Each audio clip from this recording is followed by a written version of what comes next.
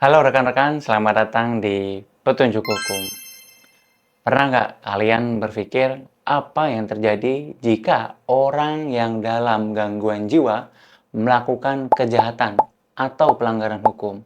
Apakah mereka bisa dihukum atau justru ada perlindungan khusus bagi orang yang dalam gangguan jiwa?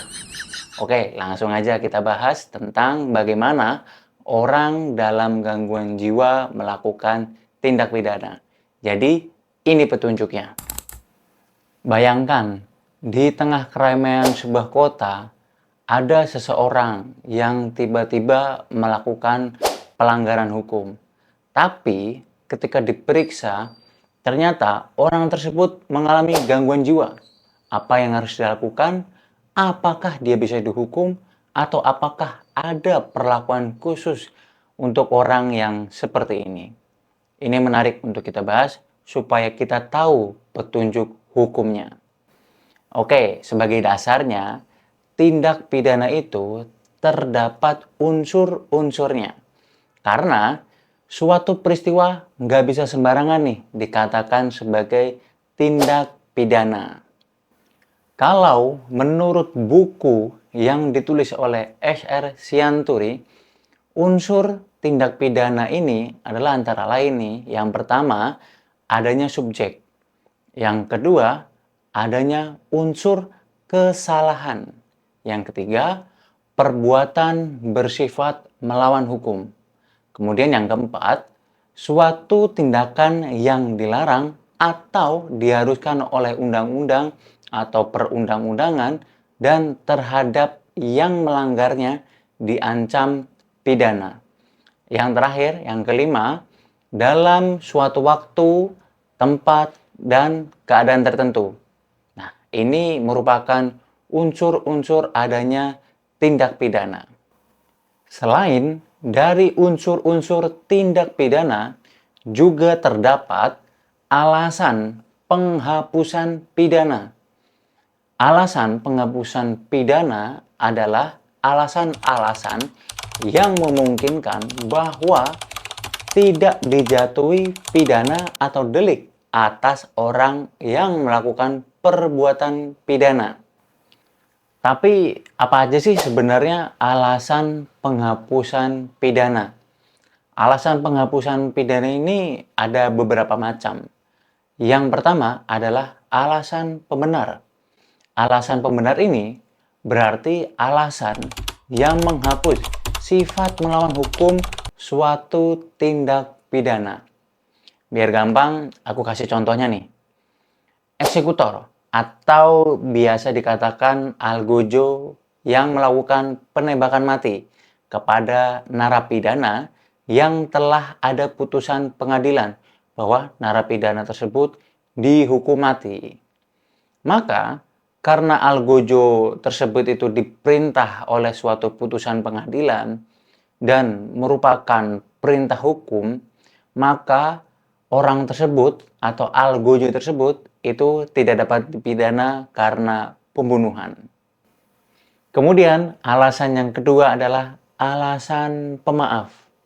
Alasan pemaaf ini adalah alasan yang menghapus kesalahan dari pelaku suatu tindak pidana yang sebenarnya perbuatannya itu melawan hukum.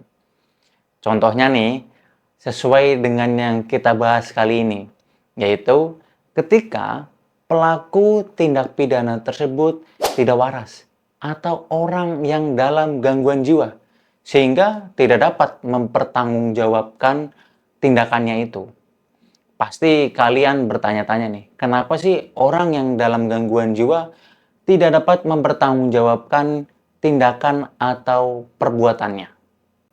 Ini bisa didasari ketika orang yang dalam mengalami gangguan jiwa ini kemudian melakukan tindak pidana sebenarnya bukan karena niat jahat, tetapi karena kondisi mentalnya saja yang sedang tidak baik-baik saja. Dalam kasus-kasus seperti ini, seringkali mereka tidak sadar dengan apa yang mereka lakukan. Jadi, tindakan tersebut lebih merupakan refleksi dari kondisi mereka bukan tindakan kriminal yang disengaja atau bahkan direncanakan. Ya, ketika ODGJ ini sedang tidak stabil kondisinya, artinya marah-marah, kemudian hingga melakukan yang sebenarnya itu adalah tindak pidana, sebenarnya itu di luar kontrol dari individu tersebut. Jangankan dia sadar atas tindakannya yang melawan hukum itu, dia aja kadang tidak sadar dia sedang berada di mana dan siapa dirinya sesungguhnya. Siapa kamu namanya siapa? Siapa namanya? Di mana rumahnya? Hei! Menurut hukum di Indonesia, orang yang terbukti mengalami gangguan jiwa saat melakukan tindak pidana tidak dapat dihukum secara pidana. Ini sesuai dengan pasal 44 KUHP atau Undang-Undang Nomor 1 Tahun 2023 tentang Kitab Undang-Undang Hukum Pidana atau KUHP yang terbaru, yang menyatakan bahwa mereka tidak dapat dimintai pertanggungjawaban.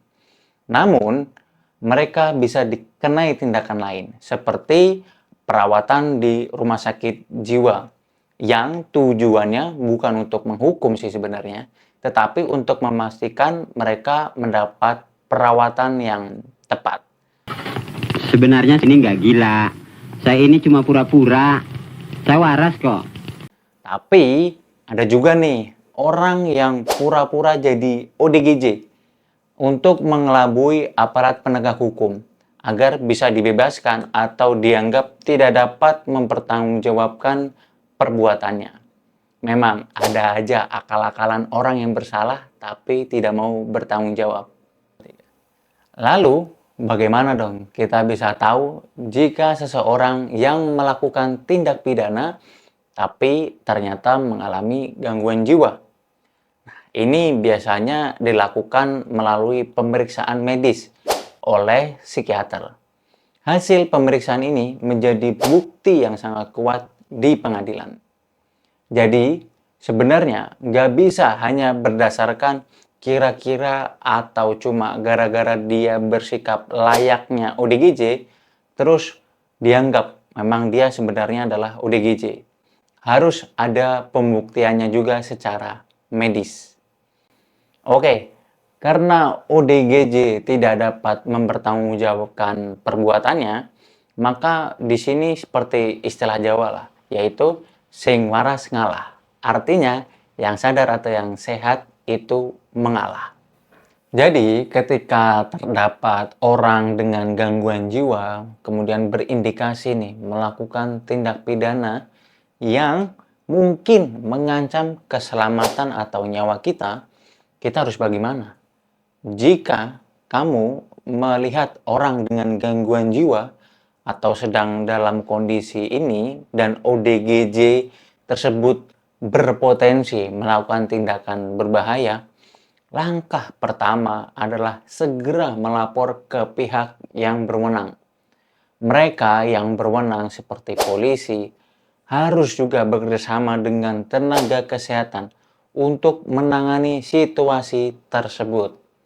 Jangan coba-coba untuk mengatasinya sendiri, karena bisa jadi kamu malah yang jadi korban atau malah ODGJ tersebut yang jadi korban karena kamu melakukan pembelaan diri yang tidak terkontrol. Tapi sekalian aja deh kita bahas sedikit ketika ODGJ mengalami tindak pidana. Bagaimana perlindungannya kepada ODGJ tersebut. Jadi, orang dalam gangguan jiwa bukan hanya bisa jadi pelaku, tetapi juga bisa menjadi korban. Mereka malah rentan banget menjadi korban tindak pidana karena ketidakmampuan mereka dalam membela diri. Oleh karena itu, hukum juga melindungi mereka sebagai korban. Dan ketika kamu melakukan tindak pidana kepada orang dalam gangguan jiwa atau ODGJ, tidak berlaku bagi kamu alasan pemaaf. Ya kan, kamu bukan ODGJ. Jadi, itulah penjelasan mengenai bagaimana orang dalam gangguan jiwa melakukan tindak pidana. Kalau kalian suka video ini, jangan lupa like, subscribe, dan share ke teman-teman kalian. Kalau ada yang mau didiskusikan, langsung aja tulis di kolom komentar. Sampai jumpa di video berikutnya. Bye!